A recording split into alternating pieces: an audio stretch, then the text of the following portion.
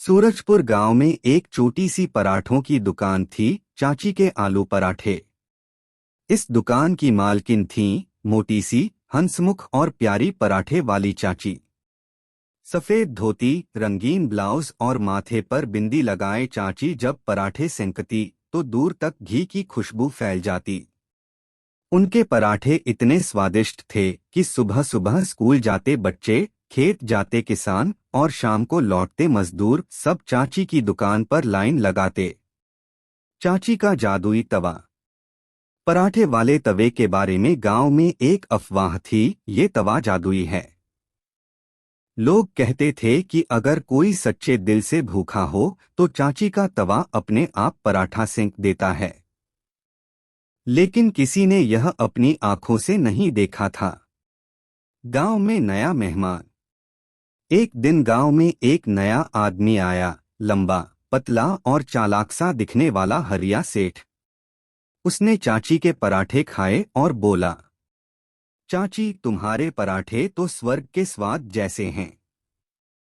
चलो मैं तुम्हारी दुकान को शहर में ले चलता हूँ, लाखों कमाओगी। चाची मुस्कराईं, सेठ जी, मुझे मेरे गांव के लोग ही बहुत प्यारे हैं, यहीं की मिट्टी में स्वाद है। हरिया की चालबाजी। सेठ को चाची की बात पसंद नहीं आई। उसने सोचा, अगर तवा ही मेरे पास आ जाए तो मैं खुद दुकान खोल लूंगा।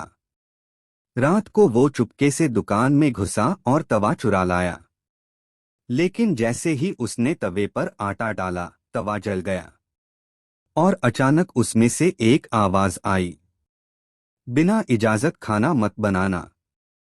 सेठ डर गया और तवा वापस दुकान पर फेंक आया। चाची की मददगार टोली। चाची अकेली नहीं थीं।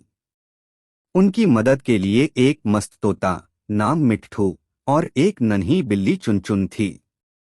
मिट्ठू ऑर्डर लेता, 2 आलू पराठे, 1 दही, जल्दी।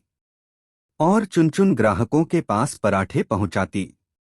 बच्चों को तो मिट्ठू की आवाज और बिल्ली की म्याऊं बहुत भाती। बारिश का दिन और लाइनें। एक दिन जोरदार बारिश हुई।